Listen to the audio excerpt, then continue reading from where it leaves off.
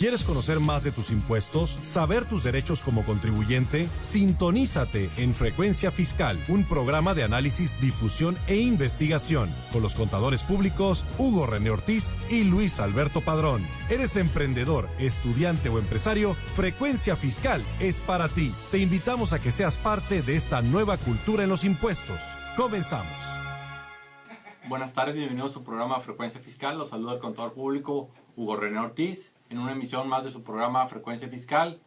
Le recordamos nuestros medios de contacto, el teléfono en cabina 8387-0665, el correo electrónico dudas@frecuenciafiscal.com.mx. También le recordamos nuestra página en Facebook, que es Frecuencia Fiscal, el canal en YouTube Frecuencia Fiscal, donde posteriormente estará disponible este programa. Y bueno, pues estamos iniciando el mes de agosto, ¿no? Que pues quizás para algunos ya lo consideran que estamos pues en la recta final del año, siendo que ya faltan pues 5 meses para que concluya el año. Y en materia fiscal, estos 7 meses que han pasado han sido algo, pues yo diría que algo histórico, ¿no? Por la cuestión de los cambios, la trascendencia de estos cambios, las implicaciones que tiene tanto para la autoridad, para los contribuyentes, y que bueno, a lo largo de estos meses hemos tratado de compartir y ahora sí que de digerir todos estos temas, ¿no? Desmenuzarlos, porque pues sabemos que son temas complejos, que son temas trascendentes, que hay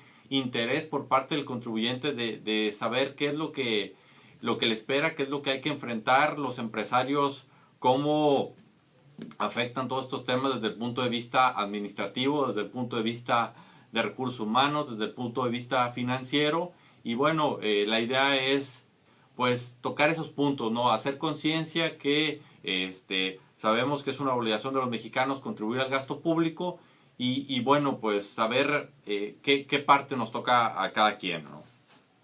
Bueno, antes de iniciar el programa del día de hoy, me gustaría mandar un saludo a Margot, a Gustavo y a Lalo, que pues el día de ayer tuve la oportunidad de estar ahí con ellos compartiendo pues este tema de la contabilidad electrónica, de los cambios que vienen, de lo que hay que hacer, de las implicaciones que todo esto tiene. Y bueno, pues un saludo para ellos. Y antes de tocar ya el tema, algunas notas, bueno, recordarles que el día de ayer que terminó julio era la fecha límite para que los contribuyentes del régimen de incorporación presentaran su primera declaración de pago bimestral correspondiente al primer bimestre del año.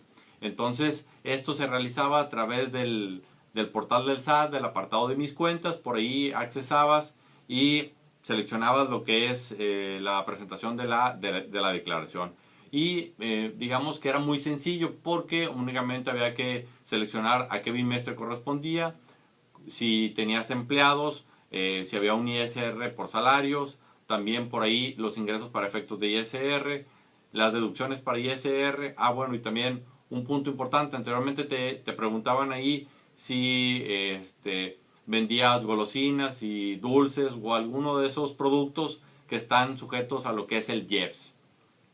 Regresando al ISR, te hablaba de ingresos, te hablaba de deducciones, y pasando al IVA te decía cuáles eran las ventas al público en general, cuáles eran las ventas por las que se facturó, ya sea a la tasa del 16%, al 0%, también la cuestión de los gastos asociados con IVA, cuáles iban al 16%, cuáles estaban exentos, y en caso de que hubieras facturado, expedido una factura, por ahí el sistema te calculaba automáticamente lo que era el prorrateo para el tema del acreditamiento del IVA. Entonces, ya una vez que hacía el sistema los cálculos, por ahí tú tenías que seleccionar que estabas de acuerdo con los cálculos y ya el sistema te arrojaba lo que era la declaración. Y en caso de que hubiera un impuesto a cargo, que prácticamente era en temas de IVA, te arrojaba la línea de captura, ¿no? Que fue uno de los temas importantes porque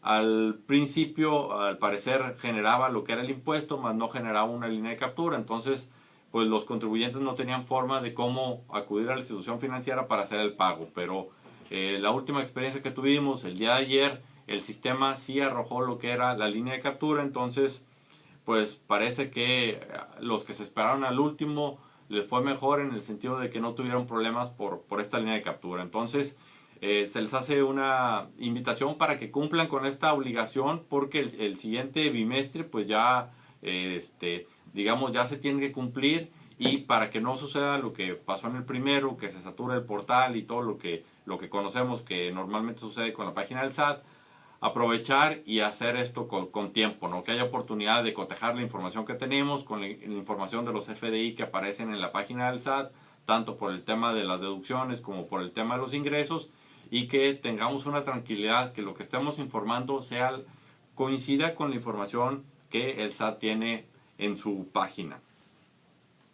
Otro tema importante que pues ahora sí que toma vigencia a partir pues no, digamos no el día de hoy, pero ya toma relevancia, y me refiero al tema de la expedición de los FDI por las líneas aéreas, lo que es los viajes en avión.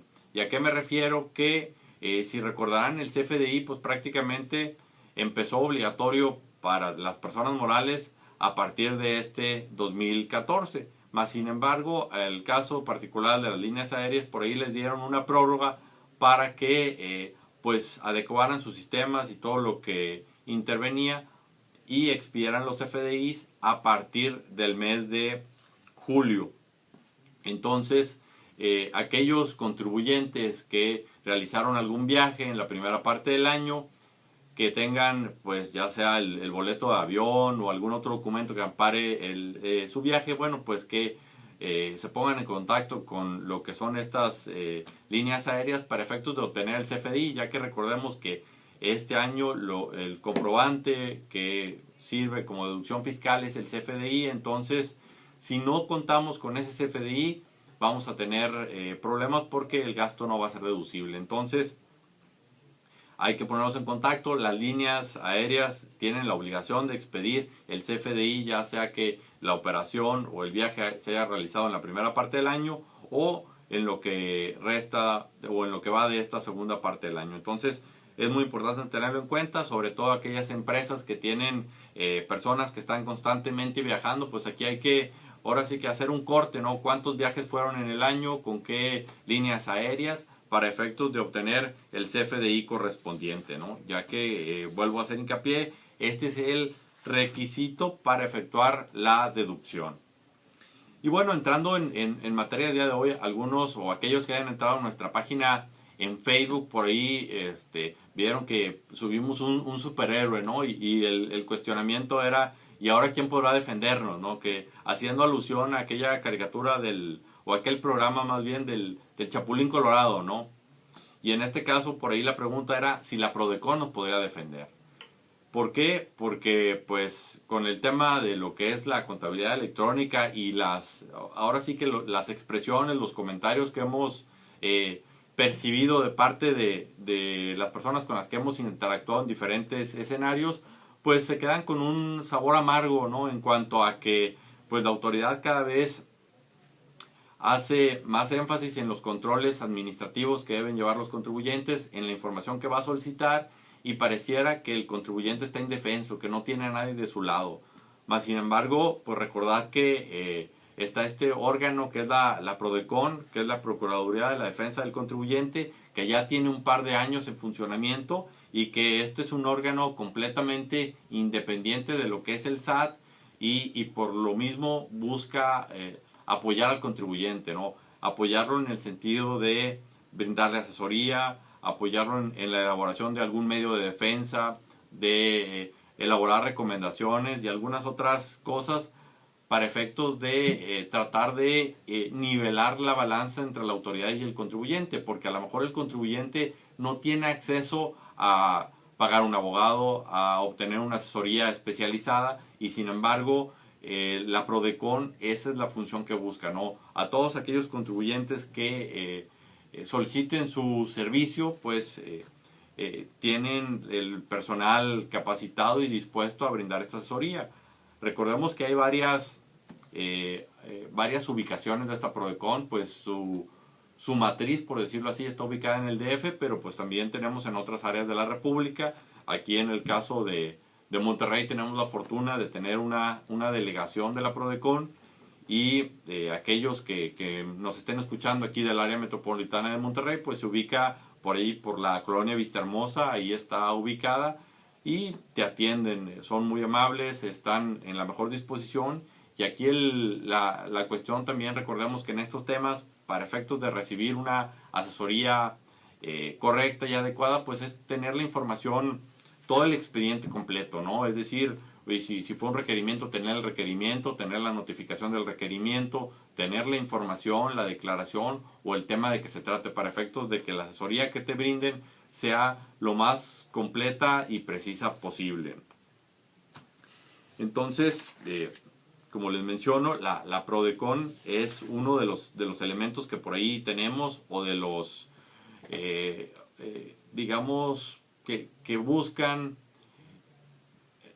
aclarar o dirimir las discrepancias o las diferencias que pudieran surgir entre el contribuyente y la autoridad. Y bueno, entre lo que las facultades que tiene la Prodecon se encuentran lo que es el expedir lo que son las recomendaciones, también asesorías, y estas recomendaciones que pues si entras a la página de la Prodecon ahí van a estar, y son diferentes recomendaciones en lo que va del año.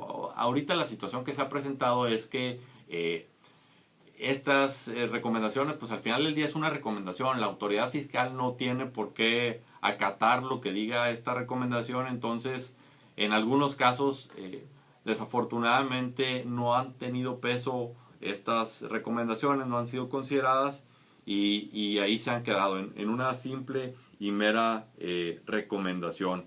Por ahí también están los acuerdos, que es lo que vamos a tocar el día de hoy, que estos acuerdos pues han sido utilizados en otras partes del mundo con el fin de llegar a una mediación entre lo que es la autoridad y el contribuyente.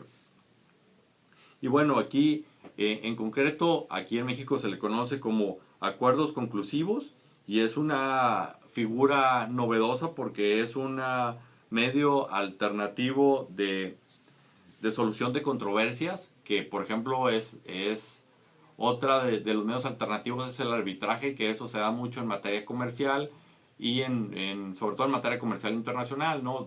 ¿Qué pasa en el arbitraje? Bueno, cuando hay una disputa entre las empresas, que a lo mejor la calidad del producto que se entregó no fue la adecuada, a lo mejor el momento de entrega o el lugar de entrega, que hay algo que estaba estipulado en un contrato y que alguna de las partes no cumplió. Si en el contrato se estipuló que se iban a estar sujetas a un arbitraje, bueno, en este caso un organismo internacional que se dedica al arbitraje pone a disposición de las partes uno o varios árbitros según sea el organismo, y estos árbitros van a analizar la situación, van a escuchar a cada una de las partes y al final del día van a emitir un laudo arbitral, y este laudo arbitral es obligatorio para las partes. Es decir, si el árbitro le da la razón a la empresa A, bueno, pues en este caso la empresa B tiene que acatar la resolución, aunque no haya sido favorable. Como les menciono, el arbitraje es una de las situaciones. También está lo que es la conciliación, lo que es la mediación, y en términos concretos vamos a ver que los acuerdos conclusivos pues es algo muy similar a la mediación. Esto es algo reciente que empezó en 2014. Para hacerles algo de historia, bueno, aquí empezamos en el 8 de septiembre de 2013, cuando el Ejecutivo entregó al Congreso el paquete económico, y entre otras cosas pues iba ahí la introducción de los acuerdos conclusivos. Estos acuerdos conclusivos los podemos ver en lo que es el Código Fiscal de la Federación, que están comprendidos en el artículo 69C hasta el artículo 69H. Y la finalidad de estos acuerdos conclusivos pues buscan que la autoridad y el contribuyente lleguen a un acuerdo sobre hechos u omisiones detectadas por las autoridades dentro de los procedimientos de comprobación, es decir, cuando ejerzan sus facultades de comprobación la autoridad fiscal y antes de la determinación de un crédito fiscal. Como les menciono, esto es un mecanismo alternativo de solución de controversia y esto es un mecanismo que en otras partes del mundo existe. No como lo conocemos aquí o como ha empezado a funcionar aquí, más sin embargo hay mecanismos alternativos y aquí las ventajas que hasta la fecha han tenido estos mecanismos, bueno, pues que primero es antes de que se determine lo que es el crédito fiscal, también da certidumbre al contribuyente y para efectos de la autoridad es algo que a lo mejor en 50 días ya se resuelve, en cambio un litigio o algún proceso, alguna defensa puede llevar varios meses, incluso años, entonces también es una forma de que por la vía rápida, entre comillas, se pueda solucionar una controversia entre la autoridad fiscal y el contribuyente.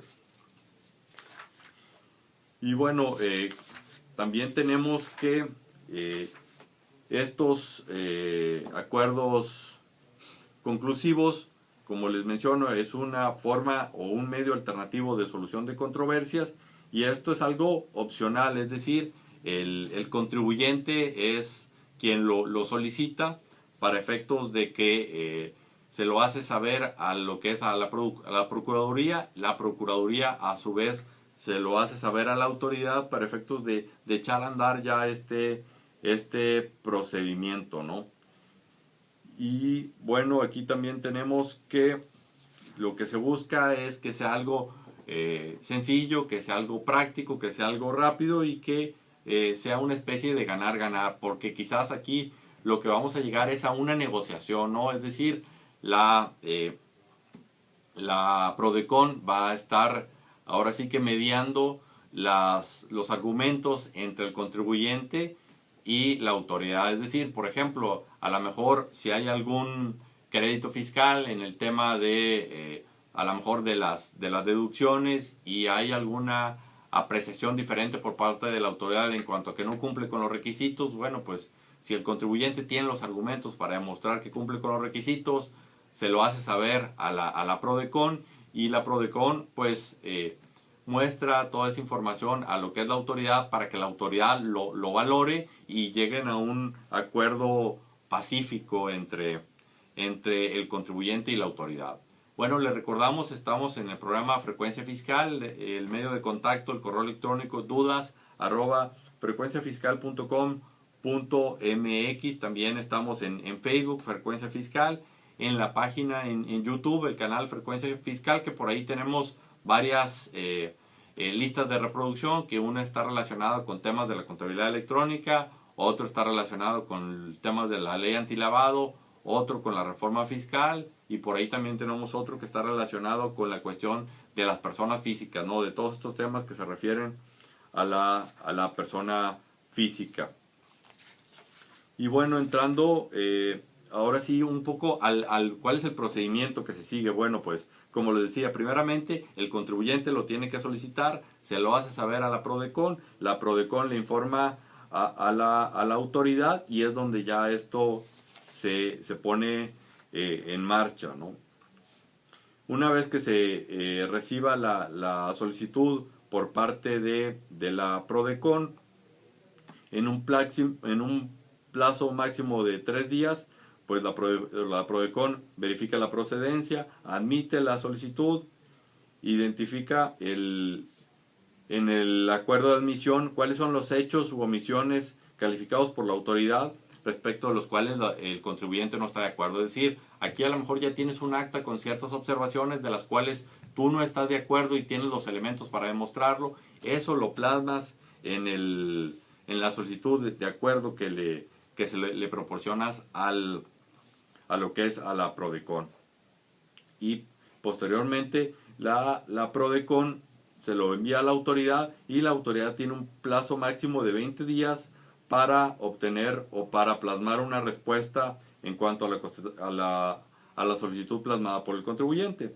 La autoridad pudiera aceptar tal cual los términos propuestos por el contribuyente, puede pues expresar cuáles son los fundamentos y los elementos en los cuales proceda su su adopción, es decir, pudiera modificar cuáles son las condiciones que pone el contribuyente, o también en última instancia pudiera rechazar lo que está plasmando el contribuyente en el acuerdo, obviamente proporcionando lo que son los fundamentos y los motivos de la negativa.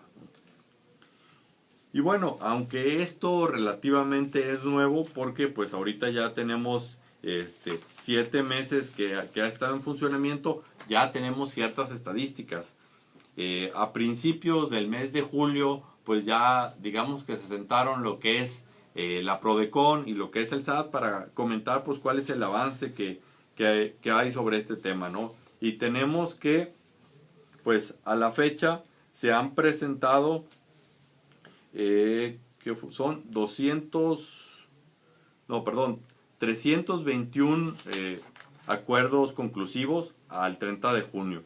De esos 321 solicitudes, 264 todavía se encuentran en trámite y 57 ya lo concluyeron. De esos 57 que han sido concluidos, tenemos que el 43% de los casos ha sido en forma exitosa, por lo que nos da que un 75%, es decir, del total de los casos que se han resuelto, el 75% ha sido en forma positiva, ¿no?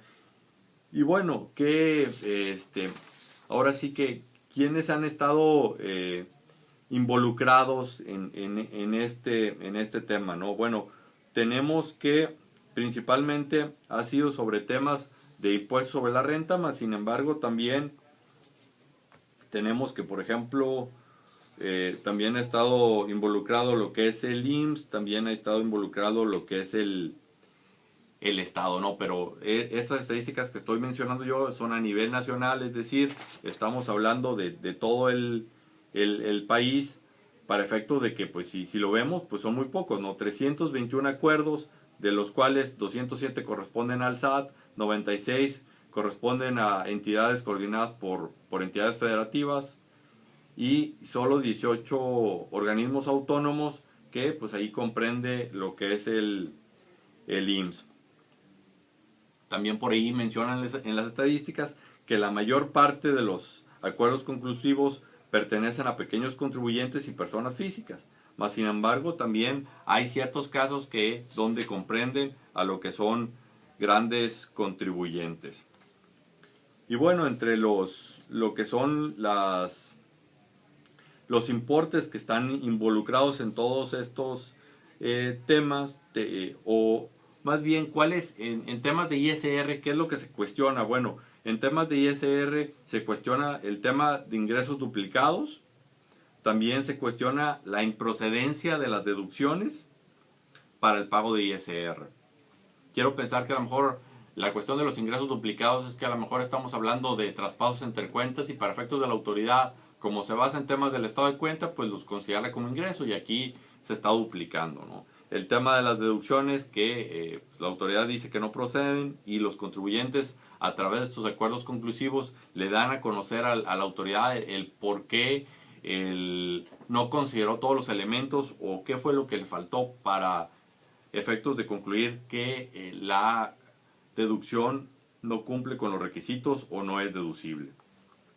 También por ahí en las estadísticas mencionan que hay 4 grandes contribuyentes en los cuales se alcanzó un acuerdo por 3.300 millones de pesos. Entonces, para que se den una idea que el tema de los acuerdos conclusivos es algo general que ha sido utilizado por los pequeños contribuyentes, pequeños me refiero a monto, no al régimen, y también por los grandes contribuyentes. Y esto es muy importante tenerlo en cuenta, que pues hay que utilizar lo que son los servicios de la Prodecon, porque es quien puede alzar la voz por los contribuyentes, es quien en cierta forma representa, y yo sé que hasta la fecha pues ha criticado la función de la Prodecon, pero bien o mal es de los pocos órganos que los contribuyentes tienen para hacerse saber, para hacerse notar. Entonces pues es importante hacer uso de sus servicios, acudir a recibir asesoría, acudir a recibir recomendaciones, porque pues la Prodecon al final del día está en contacto directo con el SAT, le hace saber cuál es el sentido de los contribuyentes, cuáles son el calvario por el que pasan los contribuyentes para cumplir con las obligaciones fiscales, qué es lo que se puede mejorar, qué es lo que se puede hacer. Y yo creo que si logramos que a través de la PRODECON se pueda demostrar que es una cantidad importante de contribuyentes las que están sufriendo con todo este tema de la reforma fiscal, pues la autoridad fiscal al final del día va a tener que tomar cartas en el asunto sobre estos temas. Y bueno, con esto me despido. Les recuerdo que el programa va a estar disponible en YouTube, en el canal Frecuencia Fiscal. El contador público Hugo René Ortiz. Que pasen una excelente tarde. Hasta la próxima. Esto fue Frecuencia Fiscal. Te invitamos a seguirnos sintonizando todos los viernes de 2:30 a 3 de la tarde. Gracias.